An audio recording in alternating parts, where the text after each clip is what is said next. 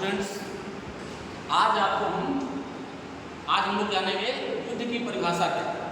युद्ध क्या है, सबसे पहले जानेंगे कि युद्ध क्या है, फिर हम जानेंगे कि युद्ध की परिभाषा क्या है, फिर हम जानेंगे कि युद्ध की अवधारणा क्या है, फिर हम जानेंगे कि युद्ध का राज्य से संबंध क्या है। तो सबसे पहले आपको यह जानना है कि वार क्या है, युद्ध क्या है। ठीक है, तो युद्ध के बारे में जान लीजिए कि मानव इतिहास जो है वो युद्धों से भरा पड़ा है। इस सृष्टि में शायद ऐसा कोई समय रहा हो जब समाज युद्ध से मुक्त रहा हो। संघर्ष होते रहे हैं, भले ही उनका स्वरूप बदलता रहा हो। इसी संदर्भ में प्रधानमंत्री चर्चिल ने एक बात कहा था कि मानव जाति का इतिहास क्या है, वो युद्ध है। ठीक है, फिर आप आ जाए युद्ध की परिभाषा क्या है। तो युद्ध की परिभाषा जानने के लिए सबसे पहले आपको ये जान लीजिए कि युद्ध की तमाम विचारकों ने तमाम तरीके की परिभाषाएं दी है, डेफिनेशन दी है। ठीक है, लेकिन युद्ध की जो संपूर्ण परिभाषा है वो क्या है कि युद्ध विभिन्न साधनों द्वारा युद्ध जो है, युद्ध दो या दो से अधिक राज्यों के मध्य या राष्ट्रों के मध्य होने वाला क्या है, वो सशस्त्र संघर्ष है, जिसमें एक राष्ट्र दूसरे राष्ट्र पर क्या करता है, परीक्षण रोकने का यथेष्ट प्रयास करता है। ठीक है, फिर क्या है, एक विचारक है क्लार्क होते, उन्होंने कहा है कि विभिन्न साधनों द्वारा क्या है, वो राज्य की नीति को क्रियान्वित करने के अतिरिक्त और कुछ भी नहीं। ठीक है, फिर एक विचारक है टोनी हेनरी जॉमनी, उन्होंने कहा है युद्ध क्या है, युद्ध एक रक्त रंजित उत्तेजनापूर्ण नाटक है या किसी प्रकार से किसी तरह की कोई गणितीय संक्रिया नहीं।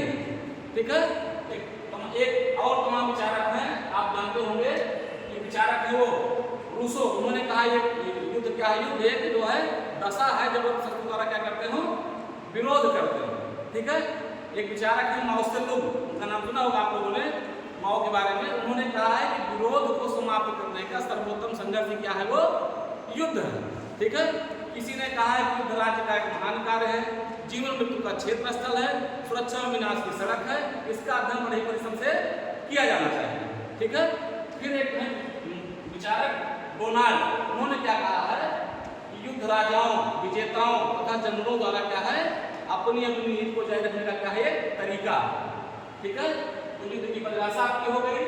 अब युद्ध की अवधारणा, ठीक है, कहने का तात्पर्य है कि अगर युद्ध की अवधारणा जानना है आपको, कि जान लीजिए कि युद्ध की अवधारणा पर प्रकाश डालने से सिद्ध होता है कि युद्ध चाहे जिस रूप में रहा, युद्ध चाहे जिस रूप में रहा हो, लेकिन समाज में रहा जरूर।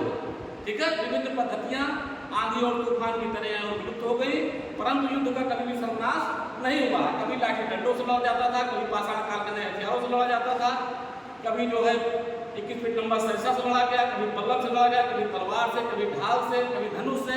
ठीक है, फिर क्या हुआ, ये जाकर पाउडर का उदय हुआ, बारूद का युग हुआ, फिर भाप का युग हुआ, तेल का युग आया, धीरे धीरे क्रमिक ऐसे विकास होता चला गया।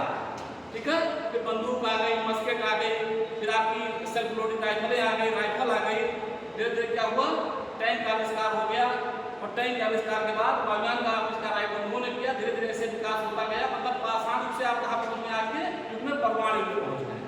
ठीक है, किस युग में पहुँच गए, परमाणु युग में पहुँच गए। ठीक है, आज आप मिसाइल युग में बैठे हैं। कहने का तात्पर्य है कि अब क्या है, आप आसान से परमाणु युग में आ चुके हैं। एक विचारक है आइंस्टीन महोदय, उन्होंने क्या कहा है कि हम तृतीय विश्व युद्ध के बारे में नहीं बता सकते किन हथियारों से लड़ा जाएगा, तीसरा विश्व युद्ध होगा तो किन हथियारों से लड़ा जाएगा, इसकी बात हम नहीं बता सकते, लेकिन चतुर्थ विश्व युद्ध के बारे में जानते हैं कि उसमें क्या होगा, उसमें लाठी डंडे और जो है पाषाण काल के हथियारों से लड़ा जाएगा। कहने का तात्पर्य है कि तीसरा विश्व युद्ध जब होगा तो नित्य नए रोज आविष्कार हो रहे हैं, रोज नित्य नया क्या हो रहा है, विकास हो रहा है। अभी कौन कौन से हथियार बनेंगे, परमाणु बम के अलावा, हाइड्रोजन बम के अलावा अभी कौन कौन से हथियार बनेंगे, लिक्विड बम बन रहा है, क्लिस्टर बम बन रहा है, आईसीबीएम बन गई है। ठीक है, तमाम तरह के हथियार अभी बन रहे हैं, वो आने वाले समय बनेंगे। ठीक है, लेकिन उन्होंने क्या कहा, चौथा विश्व युद्ध जब होगा तो क्या होगा, वो लाठी और डंडों से लड़ा जाएगा। कहने का तृतीय विश्व युद्ध होगा तो क्या होगा, पूरी दुनिया जो है एक तरीके से क्या हो जाएगी, काल के जाल में समा जाएगी। मतलब क्या होगा, पूरी दुनिया समाप्त हो जाएगी। ठीक है, फिर एक मेसोपोटामिया की सभ्यता जैसे आई थी ऐसे आएगी, फिर क्या होगा, फिर ये जो है पूरी सृष्टि की रचना होगी। ठीक है, फिर उसी लेकिन ये तो किसने कहा है, ये किसने कहा, आइंस्टीन ने कहा। लेकिन एक जनरल ब्रूफर, उन्होंने क्या कहा है कि परमाणु हथियारों की भूमिका क्या है, युद्धों कराने के लिए, युद्धों को रोकने के लिए। भाई 1945 6 अगस्त 1945 को हिरोशिमा नागासाकी पर बम डाला गया 6 अगस्त को। उसके बाद बताइए आप लगभग 79 वर्ष हो गए, किसी भी युद्ध में परमाणु बम का प्रयोग किया गया नहीं किया गया। ठीक है, फिर युद्ध का राज्य से संबंध क्या है, युद्ध का राज्य से संबंध क्या है, एक विचारक है कार्ल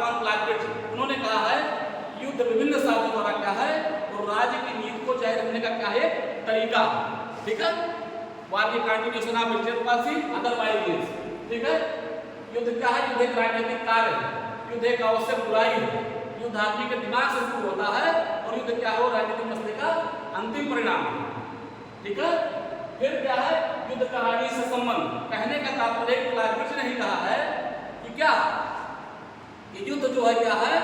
युद्ध की उत्पत्ति कहाँ से होती है? राजनीति रूपी माँ के गर्भ से ही युद्ध रूपी बालक का जन्म होता है। कहने का मतलब यह है कि बात क्या है? राजनीति रूपी माँ के गर्भ से ही युद्ध रूपी बालक का जन्म होता है।